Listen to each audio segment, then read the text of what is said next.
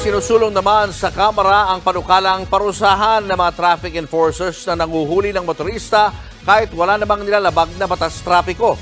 Sa House Bill 3366 o Fair Apprehension Act, pwedeng questionin ng mga motorista ang panghuhuli sa loob ng 60 araw. Mas mahaba kumpara sa pinaiiral ngayong 10 araw. Kung mapapatunayang mali ang panghuhuli, magbabayad ng danyos ang naturang traffic enforcer. Depende ito sa naging gastos ng motorista sa pagdalo sa mga pagdinig. May 5 araw para magbayad sa nabalang motorista.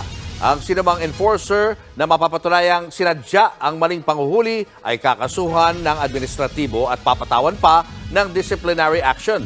Pero tutol dyan ang MMDA dahil posibleng maabuso raw ang kanilang mga traffic enforcer.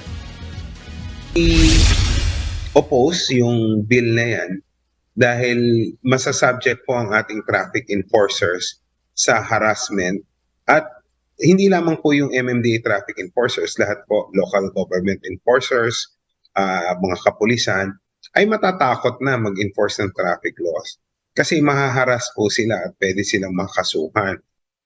Huwag kayo iiyak. Talo! Sorry.